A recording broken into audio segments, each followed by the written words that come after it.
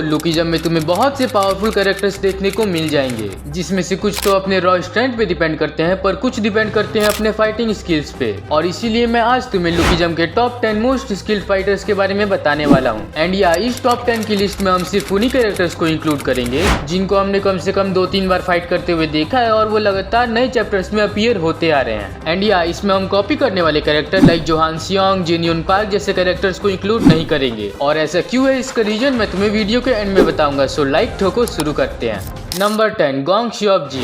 Gong Seobji अभी तो एक ढोंगी मॉन्क है, पर पहले ये एक फर्स्ट जनरेशन का किंग था और इसने अपनी एक अलग ही बॉक्सिंग स्टाइल को इन्वेंट किया, आयरन बॉक्सिंग, जिसमें उसने कंबाइन किया अपनी कमाल की स्पीड को और आयरन फोर्ट्रेस को। और इस फाइटिंग स्टाइल से रिसेंटली हमने देखा कि ग्योंगसब ने च्योनलॉन्ग आर्क में 0 जनरेशन के बंदे को बहुत ही आसानी से हरा दिया। एंड देन जब एक बार ग्योंगसब की फाइट जेम्स ली के साथ हुई थी, तब जेम्स ली भी ग्योंगसब की स्पीड और सीक्रेट मूव को देख के हैरान हो गया था। एंड देन उसी फाइट में जेम्स ली ने ग्योंगसब को हराने के बाद उससे पूछा था कि क्या वो उसे उसका सीक्रेट मूव सिखाएगा। एंड जेम्स ली का ये लाइन ही बता देता है कि ग्योंगसब कितना ज्यादा स्किल्ड था। Number 9, Jichang Kwak. Jichang Kwak भी किंग ऑफ सियोल था फर्स्ट जनरेशन में और एक बहुत ही पावरफुल किंग था जिसका अंदाजा तुम च्योनलॉन्ग आर्क से ले सकते हो, जहां इसने अकेले ही बहुत ही आसानी से कोजिमा ब्रदर्स को हरा दिया। जीचैंग क्वैक की स्पेशलिटी है उसके हैंड ब्लेड्स और उसकी स्ट्रेटेजीज, जिसके दम पे जीचैंग क्वैक ने चार्ल्स चोई मतलब इलाइट को हिट करने में सक्सेसफुल हुआ था और ये देख के चार्ल्स चोई भी हैरान था। इसके अलावा जीचैंग क्वैक ने गैप्रियम किम के पहले बेटे गीटे किम के साथ भी फाइट की है और भले ही जीचैंग क्वैक गीटे किम के सामने ज्यादा देर नहीं टिक पाया, पर फिर भी गीटे किम ने यह एक्नॉलेज किया कि जीचैंग क्वैक एक पावरफुल किंग है। Number 8, allied. एलाइड यानी कि चार्ल्स चोई गैप्रियम फिस्ट गैंग का सेकंड इन कमांड था, जो ये बताता है कि चार्ल्स चोई पहले कितना पावरफुल था। और अगर बात करें इसके स्किल होने की, तो ये प्री जनरेशन का वो एक लौता बंदा था जो इनविजिबल अटैक मार सकता था। और रिसेंट चैप्टर्स में ही चार्ल्स चोई की फाइट जब जीचैंग क्वैक के साथ हुई थी, तब हमने देखा था कि इसका एक हाथ कटा हुआ था, फिर भी इसने बहुत ही आसानी से जीचैंग क्वैक को हरा दिया था।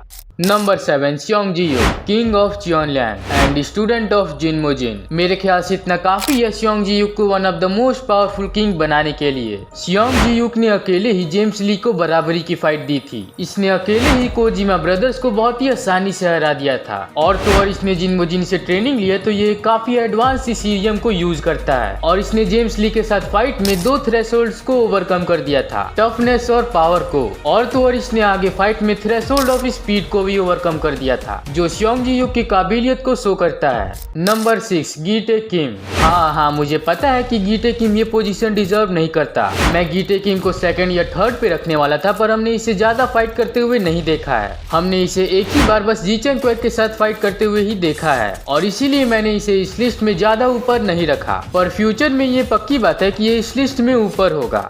नंबर 5, जूनगो।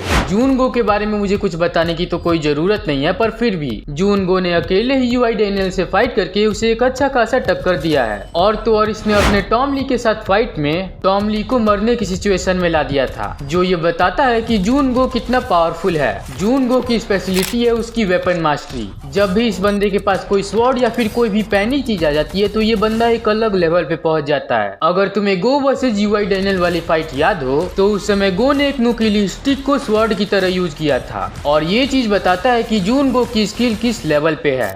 नंबर 4, जेम्स ली।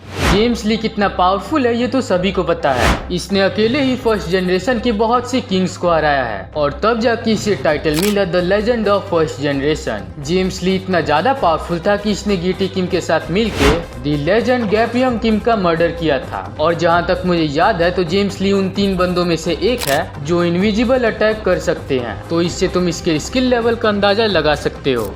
Number 3, gun park.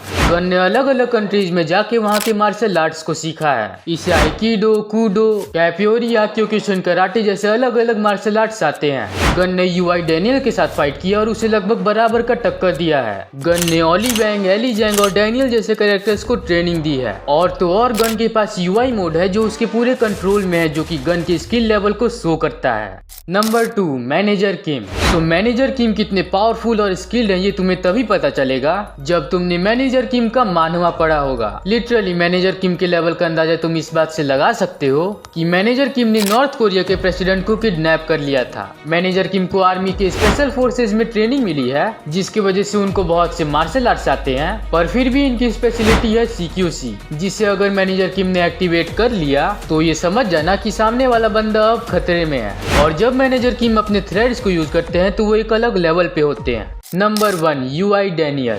सो इस पोजीशन से मुझे नहीं लगता है कि किसी को भी कोई दिक्कत होगा। UI डैनियल ने गन, गो, जिनून पार्क जैसे कैरेक्टर्स को या तो बराबरी का टक्कर दिया है, नहीं तो उन्हें ओवर पावर किया है। और तो और अभी तक हमने UI डैनियल की जितनी भी फाइट देखी है उसमें इसने इतने सारे मार्शल आर्ट्स और फाइटिंग स्टाइल्स को यूज किया है, और इसीलिए मैंने UI डैनियल को फर्स्ट पोजीशन पे रखा है।